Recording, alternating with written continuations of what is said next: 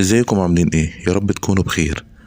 جاي لكم النهارده بقصه جديده حقيقيه ان شاء الله هتعجبكم. قبل ما نروح ونسمع قصتنا النهارده حابب اطلب منكم زي كل مره الاشتراك في القناه، اللايك التمام، تفعيل زر الجرس عشان يوصلكم كل جديد. يلا بينا وما نطولش عليكم اكتر من كده. بتحكي وبتقول صاحبه قصتنا النهارده: من كام سنه قررنا انا وجوزي نطلع رحله لمدينه ساحليه قريبه مننا زي اي عيله. واول ما وصلنا فضلنا ندور على مكان نقعد فيه، وللأسف معظم الفنادق كانت محجوزة عشان كان وقت عيد، وما كانش قدامنا غير فندق صغير قدام موقف الأتوبيسات عند مدخل المدينة.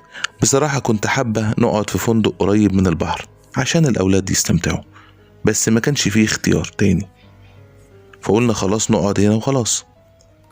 أول ما دخلنا الأوضة حسيت بإحساس غريب، الجو كان غريب، في ريحة شبه ريحة الكبريت. ساعتها قلت لجوزي ندور على مكان تاني، أنا مش مرتاحة هنا.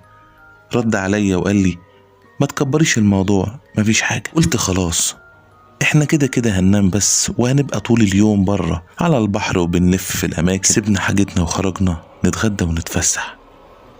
بالليل رجعنا الفندق ولسه حاسة بنفس الإحساس المريب، بس جوزي مصمم إنه وهم. المهم نمنا. فجأة في نص الليل صحيت على حاجة غريبة، كنت نايمة وظهري للحيطة اللي فيها الشباك، وكنت سامعة صوت العربيات من الشارع كأن الشباك مفتوح مع إنه كان مقفول. حاولت ألف وشي ناحية جوزي لكن جسمي ما كانش بيتحرك. كنت بحاول أقوم لكن كأني مشلولة. وقتها حسيت بخوف شديد. الحاجة الوحيدة اللي قدرت أعملها هي إني أحضن جوزي قوي. حضنته جامد لدرجة إنه صحي، وبمجرد ما فتح عينه حضني وسألني مالك؟ قلت له أنا خايفة.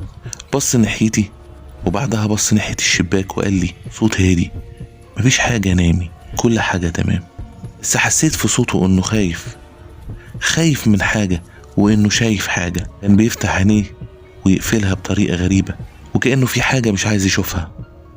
وأنا فضلت كده لحد ما غلبني النوم ونمت تاني يوم أول ما صحينا لمينا حاجتنا بسرعة وخرجنا من الفندق من غير ما نتكلم ولا كلمة.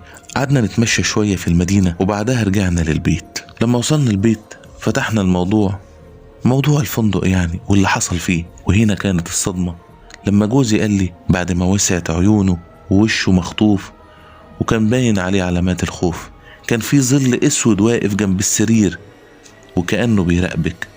وقال كمان انه فضل يقرأ القرآن ويدعي انه يختفي، وكان كل ما يغمض عينيه ويفتحها يلاقيه لسه موجود لحد ما فجأة اختفى.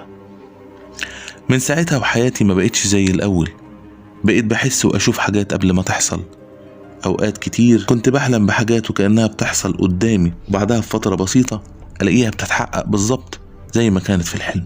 بقيت بسمع أصوات في أماكن المفروض إنها فاضية، وأوقات وأنا ببقى قاعدة لوحدي بحس إن في حد بيراقبني. في الأول كنت بحاول أتجاهل كل ده وأقنع نفسي إنه مجرد وهم، لكن الموضوع بقى بيزيد. بقيت بحس بطاقة أي مكان بدخل فيه، ولو المكان مش تمام بحس بضيق نفس ورغبة شديدة إن لازم أمشي من المكان فورا.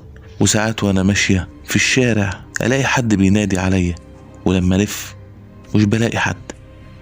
مش عارفة إيه اللي حصل، ومش عارفة إن كان ده نعمة ولا نقمة، بس اللي أنا متأكدة منه إن اللي شفته في الليلة دي كان البداية وكان السبب في كل اللي بيحصل لي دلوقتي. حد فيكم حصل له زي ده قبل كده؟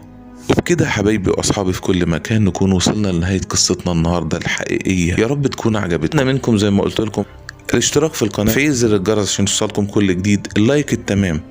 يعني أنا كل مرة بطلب ومش عارف ليه محدش بيجاوب. أتمنى النهاردة تكون قصتنا عجبتكم، وأشوفكم في قصة جديدة إن شاء الله قريب. سلام.